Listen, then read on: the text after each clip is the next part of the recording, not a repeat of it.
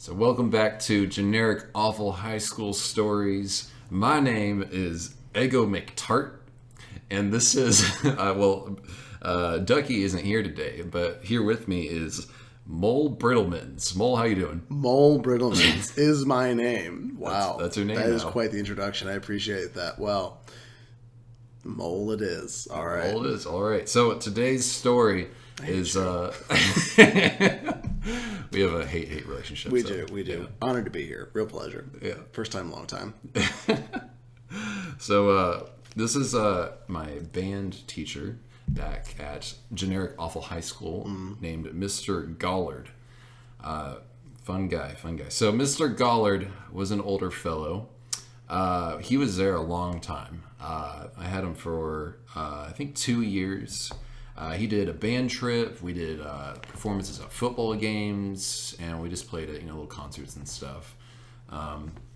So he was this older guy, white hair, pretty much balding, but he just kind of looked like it looked like his hair was taped on. It was just kind of wispy. Okay, key detail. Did he do the comb over, or did he do like the Christopher Lloyd, like just let it run wild?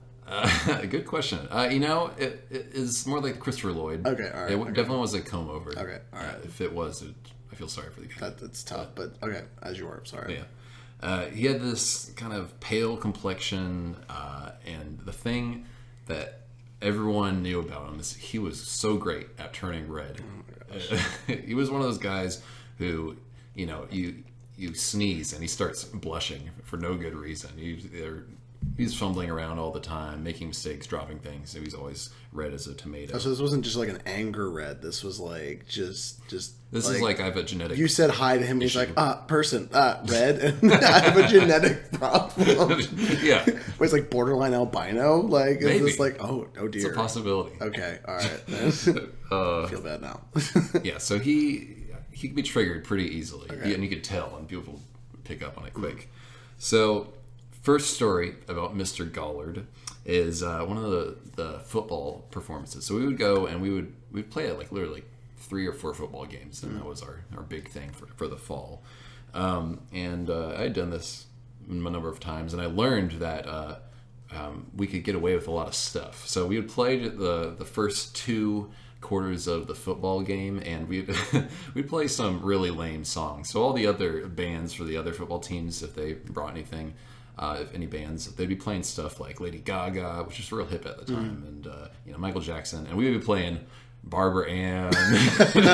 Or were you playing like when the Smoke on the Water, when the Saints come marching in or stuff like that? Pretty much. Dear. It was depressing. I'm We're like, can we sorry. like play some new music, Mr. Gollard? He's like, well, this is great music.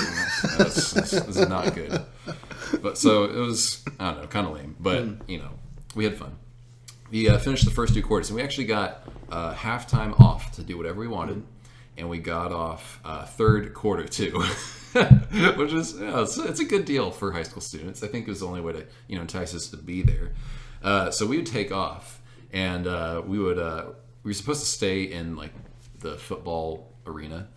It was just like a really terrible field, but we would leave, and they would be like, "Hey, if you leave, you can't come back in." And we're like, we're in the band, you have to let us back in. So we would dash out of there. Sometimes we had to jump a fence or something, but we're stoked because we brought our nickels and dimes, and we are going to Panda Express.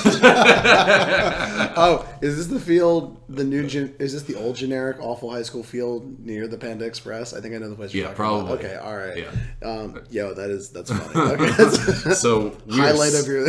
Oh, it's a huge highlight. We got like, I don't know, 7 or 8 of us. We're all like sophomores and juniors, maybe some seniors that are just stoked. We're just jumping off of fences, like parkour, twisting our ankles. Also a big deal back then. So Huge deal. And we run all the way there. We get some Panda Express. We're having a great time.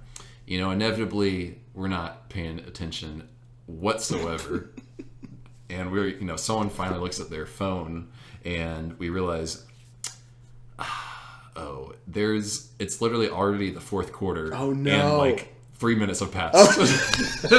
And we look around and we're like, there's like 12 of us here. Our band's like 40 people. So now we all have to sprint sprint. We are like hauling it. We're just flying into the parking lot. We run past the whatever security people were going to be there that night, and we all run there. And we run up to the very end of the stands. We run up the steps, and Mr. Gollard is so red. He was just like petrified and angry at the same time, and he's like conducting, Barbara Ann.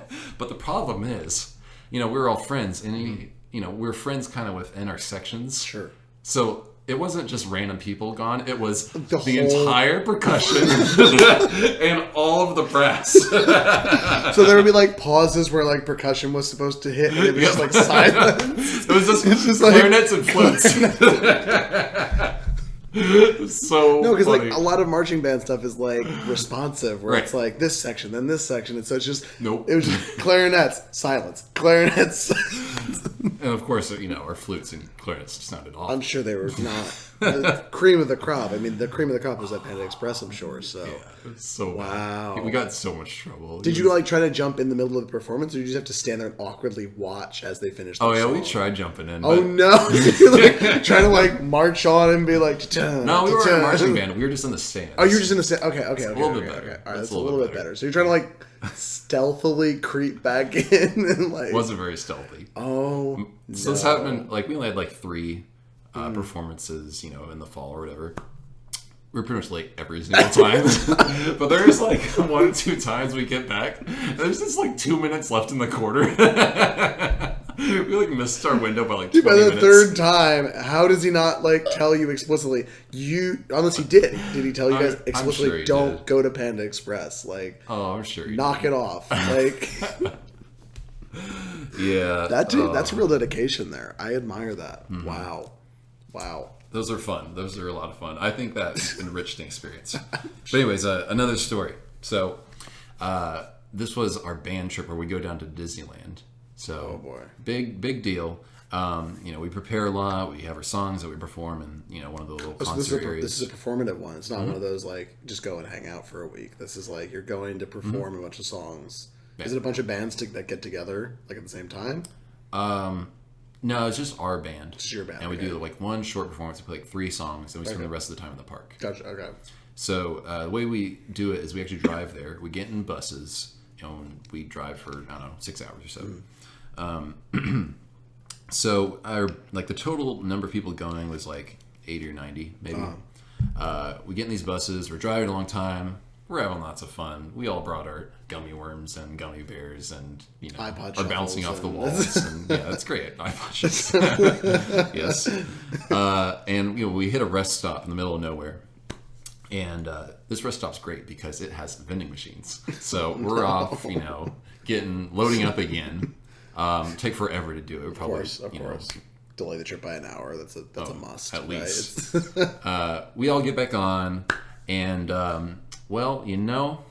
I have to introduce to you a new character, and to all of you who are listening. There is someone that's going to appear in a lot of stories. He's the closest person I've ever met to be like Michael Scott from The Office. As a teacher or as a student? This is a student. This is a student. Okay. And we're going to be calling this guy Special Jennifer.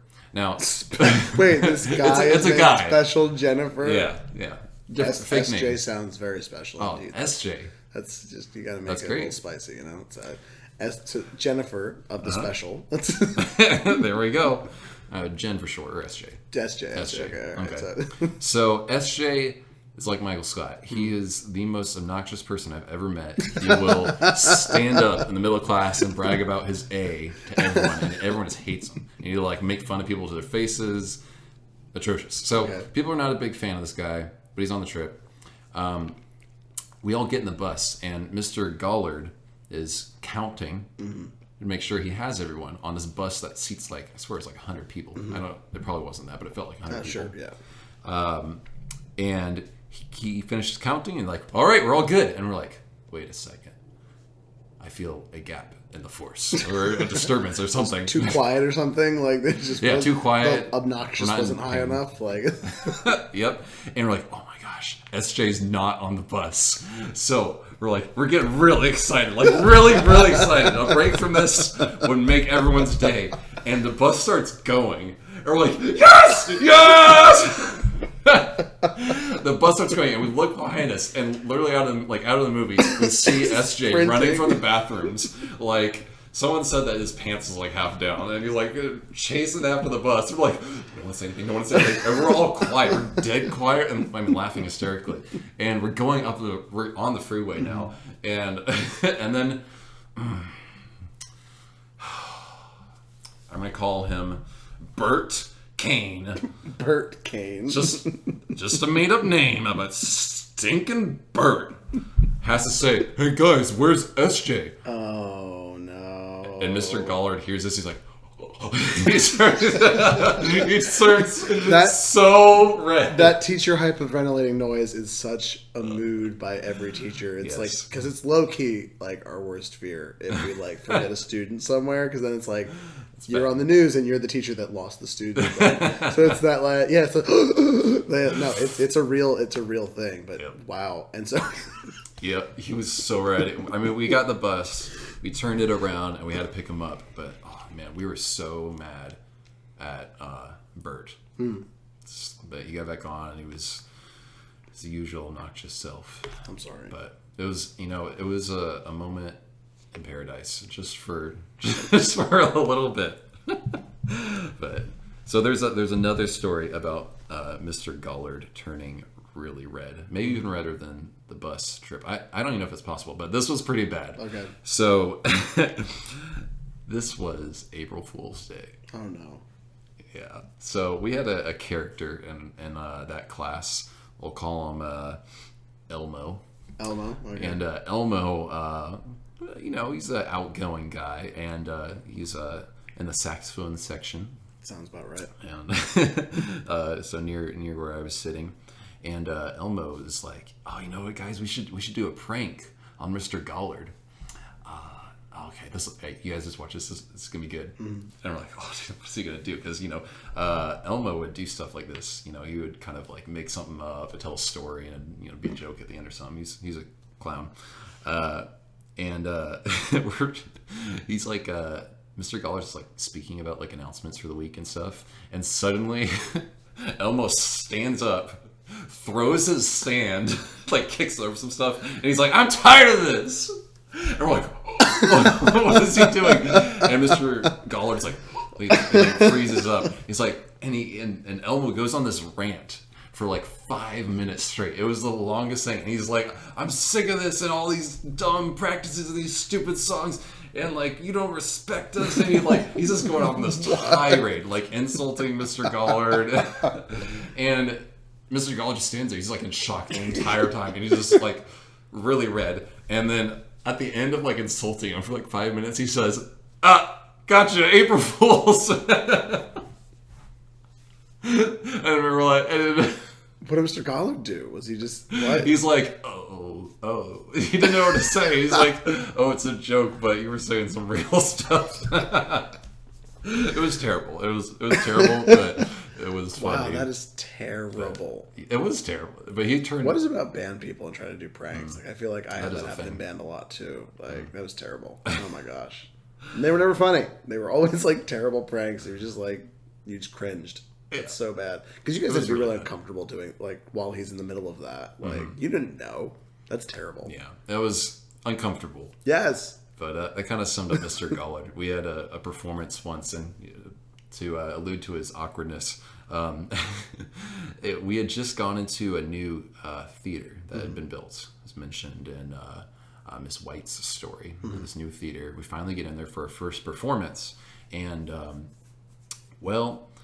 I think Mr. Gollard just forgot to brief us on like what we should be doing and like the setup, because we had to like set up after like the orchestra left, and the auditorium is filled with parents, but we do this transition where the parents are just awkwardly watching us change like the all the seats, and like because he wanted to change the entire seating arrangement. So he's like, "Okay, it'll be like this for orchestra." And then we changed everything, changed 100 seats and stands, and it literally took like 15 minutes of us awkwardly. But the parents are just sitting there watching. They're just watching. There's no music. There's nothing. There's They're just hanging out. The worst intermission ever. Like, that's terrible. The absolute worst. We're like, we didn't know what to do. And it's like all this awkward whispering. and the whole time, Mr. Gollard's just so red. He's just like sweating profusely. I feel bad for that guy. It was, I mean, I guess it was mainly just us students, but.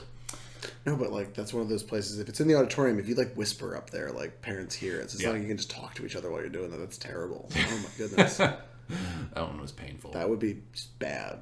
Oh wow. Yeah, he sounds like a real character. I man.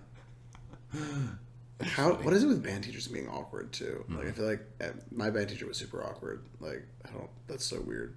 That sounds, a prerequisite? That sounds like another story. Sounds like another for another time. That does. I'll tell my generic awful high school stories at some point. But, awesome. Yeah.